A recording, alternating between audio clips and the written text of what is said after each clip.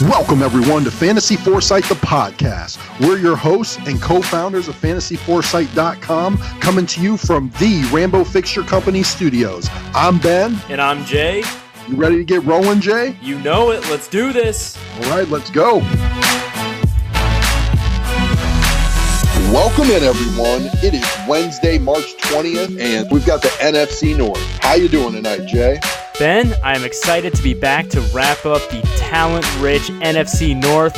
We had to cut our last episode short because there were so many fantasy-relevant players to get to, and this week we are going to finish up with the wide receivers and the tight ends. And not only that, at the end of this episode, we are going to pay off on our major tease, so stay tuned for the end of this episode. Many exciting things to come for Fantasy Foresight.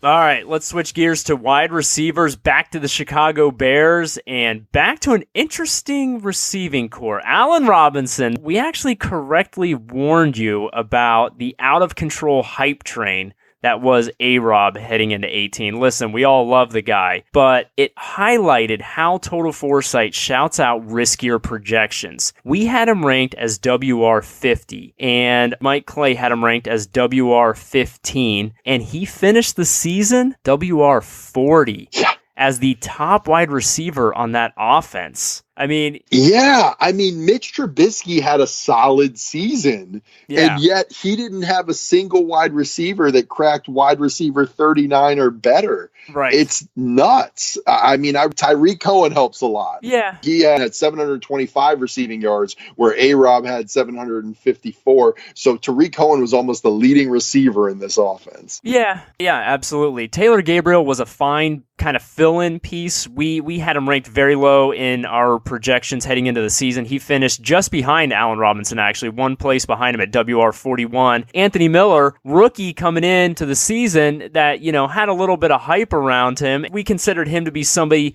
to possibly take a late flyer on, but with all the receivers being drafted, there were just so many options out there. We had him ranked as WR75. He played 15 games. He had 400 receiving yards and 7 touchdowns. So for a young receiver, it was a nice way to get his feet wet, but not really fantasy relevant. Now, where this gets interesting is heading into next season, you have Allen Robinson being drafted as WR27 after finishing WR40 the previous year. I'm not seeing the value there, Ben. I don't know about you. The only way I can generate a path to that conclusion is that, again, he's another year removed from injury. He's got another year in that offense with Mitch Trubisky, and Mitch should theoretically take a step. For me, I'm just playing devil's advocate right now because I definitely trust Total Foresight with this. You made the great point, Jay, that Taylor Gabriel finishes wide receiver 41 right behind A-Rob at wide receiver 40. The difference at the beginning of last season, you had to invest 50 to 55 overall in your draft on A-Rob, whereas Taylor Gabriel was completely undrafted. Right. So this is the biggest thing to take away from this receiving core is you got to pay attention when there is a mass discrepancy between Total Foresight and the consensus ranking out there, because we're not always perfect, but if we're way far off the masses, that tells you that there's something up there. And we had that indicator going into the season, and I hope you'll listen to us. And the other thing that's interesting about this wide receiving core is, like you said, on the one hand, you've got A-Rob going way too high at wide receiver 27. On the other hand, you've got Anthony Miller going as wide receiver 56 at 151 overall. Him taking a second year step in this league, the risk, if I'm taking one of these two receivers at their current price, I'm going Anthony Miller out of these two all day. But look who's going around him. You have Funch on a new team. You have Tyrell Williams on a new team. You've got some interesting players going right around him where you're like, man, I don't know. There's some upside. Dude, there's no way that the likes of Robert Foster and Tyrell Williams, I think those guys are going to start to creep up. Maybe only into like the 13th, 12th round, something like that. Nothing crazy, but 151 for that's going to change. Yep. All right. Moving on to Detroit, we had Marvin Jones. We liked Marvin heading into the season at his value cost, but it was kind of a weird season for that offense, which we touched on when we talked about Matt Stafford. But he still averaged back-end WR2, high-end WR3 numbers. We had him ranked going into the season as WR24, and listen, he played the season injured. He just wasn't right. He only played 9 games. So, we had him as wide receiver 24 overall. He obviously finished as wide receiver bad outside the top 55 because he only played 9 games. But on a per-game basis, he was on pace for us to nail our Total Foresight preseason projection. He was wide receiver 28 in points per game over a 9-game sample size. We had him predicted to be wide receiver 24, and I think there's definitely reason to believe that he would have improved upon those numbers once they shipped Golden Tate out of town. Well, and I'm glad you bring that up because Golden Tate was traded after Week 7. Week 8, Marvin Jones finishes as WR1 in the entire league. Yeah, man. And the next week, he was WR22. Then he got injured, and, then it just went downhill from there. So yeah, and that brings us into next season. I mean, right now, in way too early ADP, is going as 95 overall, wide receiver 38. I'm paying close attention to him, man. First off, this DK Metcalf hype is really silly. That I'm just going to say that right now, and we'll see if I'm proven wrong about that. Sammy Watkins also going ahead of him, which would normally be a little laughable, except Tyreek Hill might be no more in the NFL, so Sammy Watkins could certainly have some relevance if that comes to pass.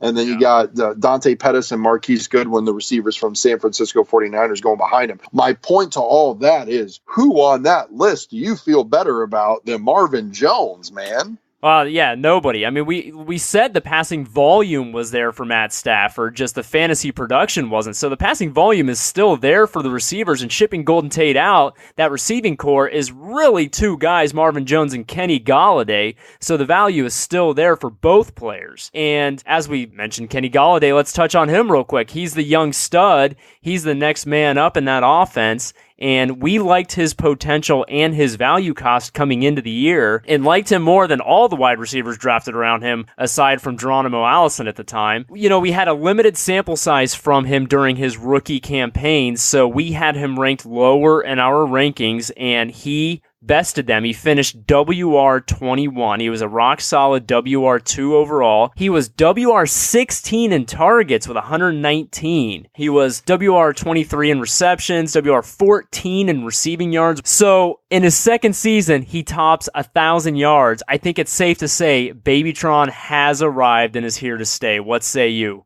I agree with you, and I like his 15.2 yards per reception.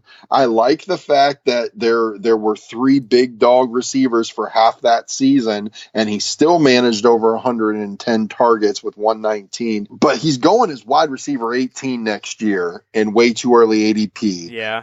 Here's what's funny to me, first off, in this way too early ADP. 3 of 4 consecutive guys on this ADP list are from the Rams. You got Julian Edelman, then you've got Brandon Cooks, then you got Kenny Golladay, then you got Robert Woods and Cooper Kupp. So 3 out of the 5 going around the 44 spot are the Rams wide receivers.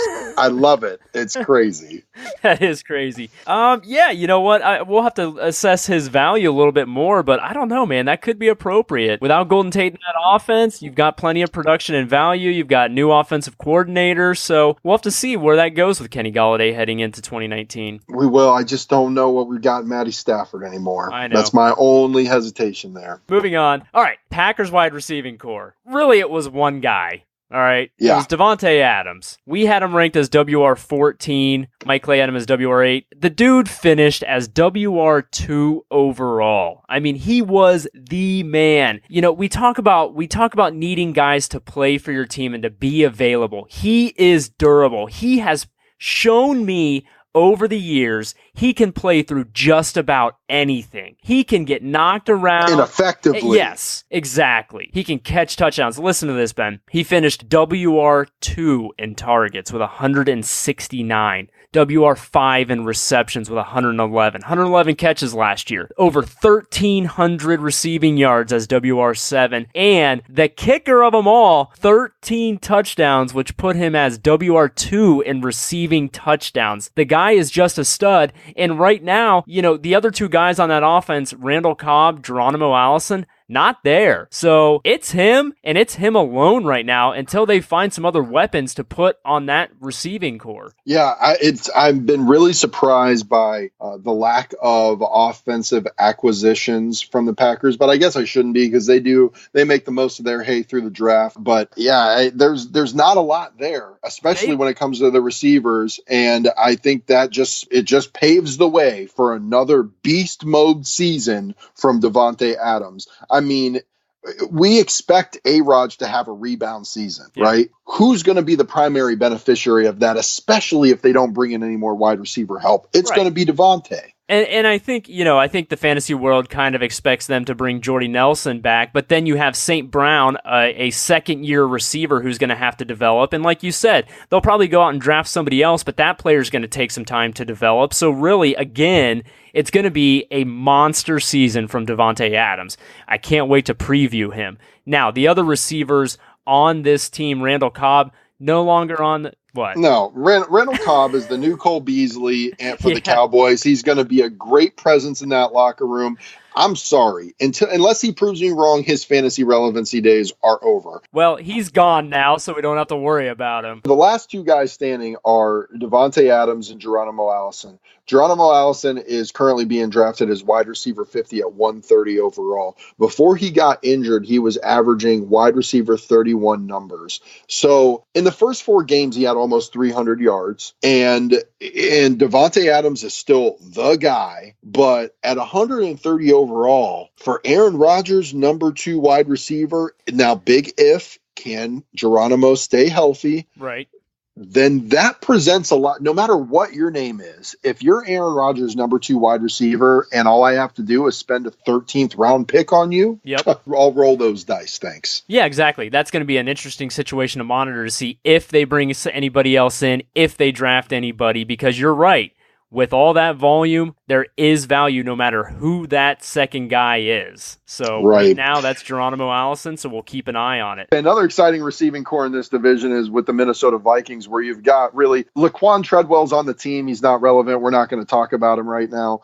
You've got 2 big dogs, Stephon Diggs and Adam Thielen. Yeah. I mean, 2 WR1s on the same team. I mean, we talked about the running backs having a W or an RB1 and an RB2 in the same backfield. The Minnesota Vikings had 2 WR1s.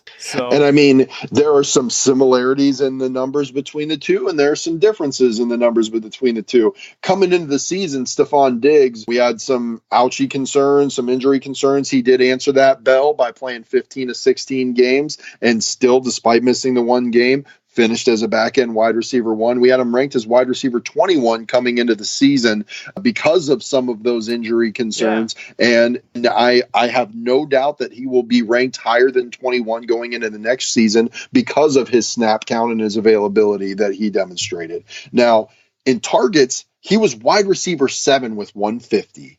He was wide receiver 8 in receptions with 102, and he was tied for wide receiver 8 in touchdowns with 9 overall.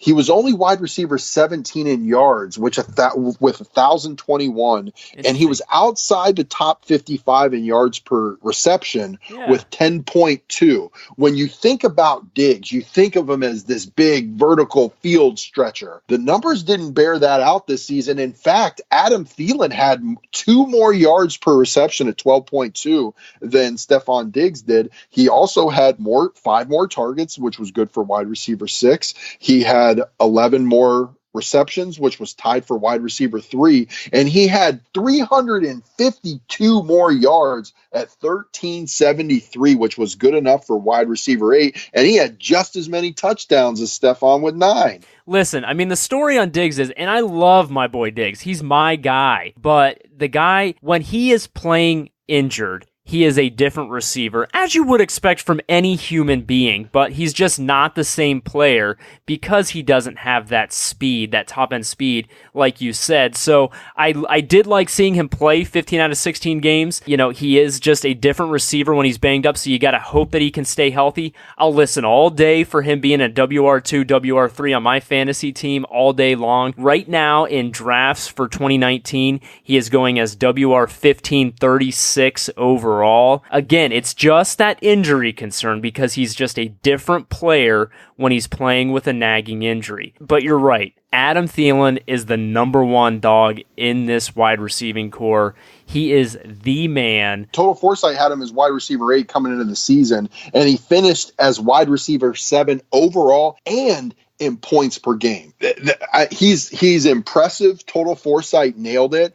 Going into the season, Stephon Diggs was the one being drafted at 25 to 30, and Thielen was drafted 30 to 35. And we were the ones telling you at the beginning of the season that Adam Thielen was the wide receiver of choice between those two, especially because he was cheaper, which that has now flipped. Right. Yeah, I mean, he is the fantasy stud. Last 2 years, he's averaged 147 targets, over 100 receptions, 1,300 yards, 6.5 touchdowns. I mean, he's a locked and loaded WR1 all day long, and he is durable and reliable. And again, that presents value. So like you said, that value has now flipped. He's going 24 overall, WR10, just behind Mike Evans, Juju Smith-Schuster, just in front of T.Y. Hilton and Keenan Allen. Yeah, each of the last 2 seasons, he's been a wide receiver 7, and then he was wide receiver 8 the year before that. Now, all of a sudden, he's being drafted as wide receiver 10. I don't really get that, and I think that we have every reason to believe that he is going to sustain and or improve upon his performance with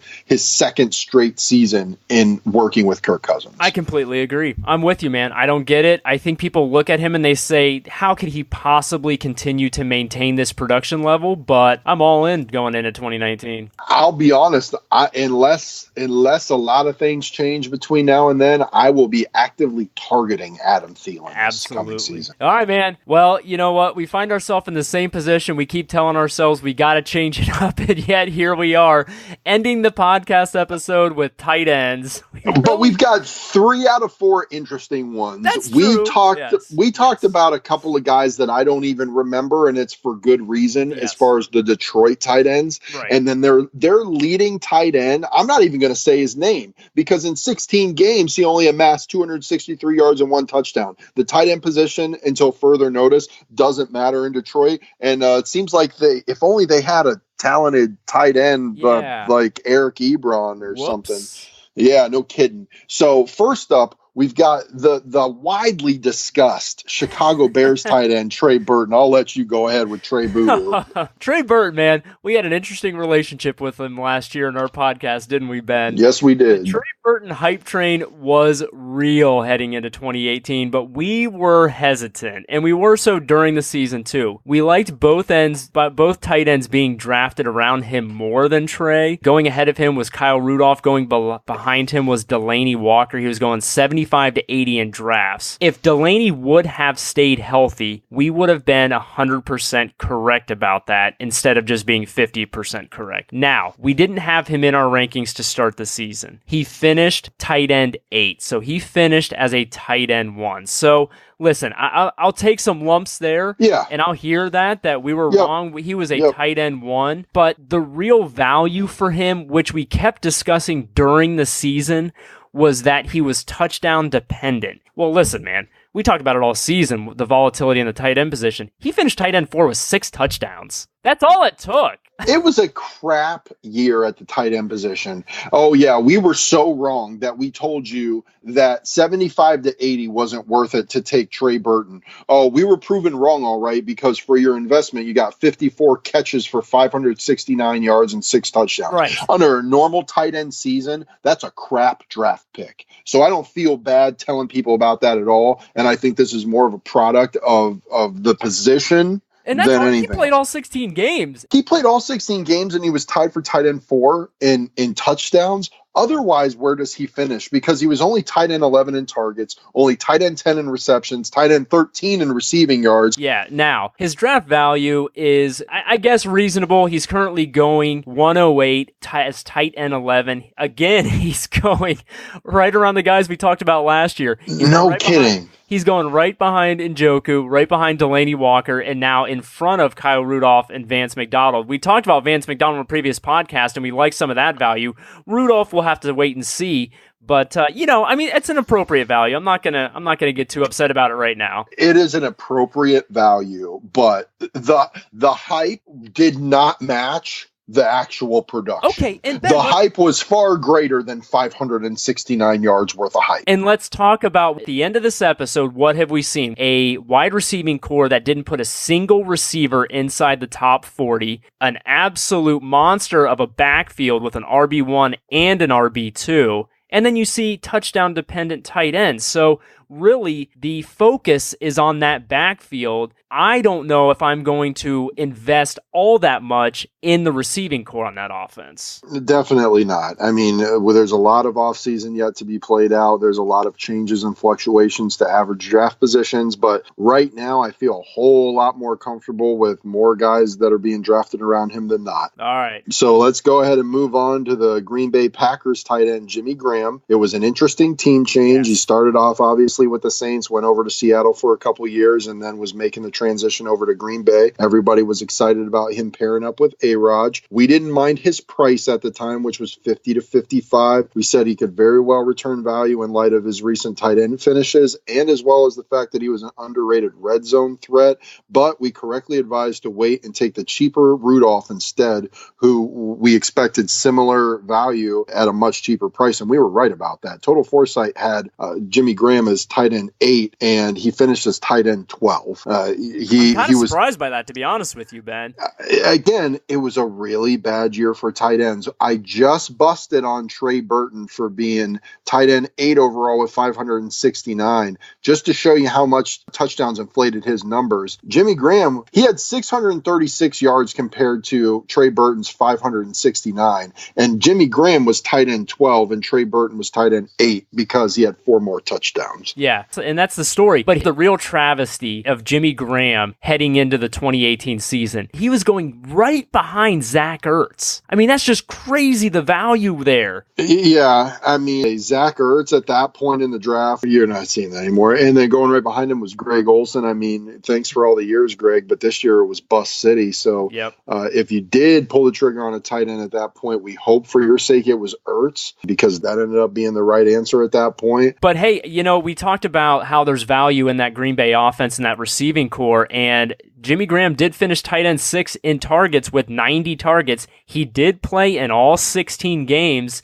and as you have indicated, he is still squarely in their 19 plans after the Packers paid him a $5 million roster bonus on March 15th. So there is some value there still with Jimmy Graham, especially after having only caught 2 touchdowns in 2018. You're absolutely right. And then you couple that with the fact that a couple weeks prior to them paying that roster bonus on 315, their GM was quoted, I remember reading an article, just making a point to mention how much Jimmy Graham fought through to be able to play all 16 games and how much he appreciated that and how much people needed to recognize that professionalism about him. To me, I read into that a little bit and I hear Jimmy Graham wasn't right last season. Yeah. I don't know about you if I'm just forgetting. I don't remember hearing a ton about Jimmy Graham not being right last season. Right. So that means they probably did a pretty good job concealing it. And despite him not being right, he put up 636 yards and was tight end 12. So if he's right, and now he's in the second year of an offense with the more motivated Aaron Rodgers,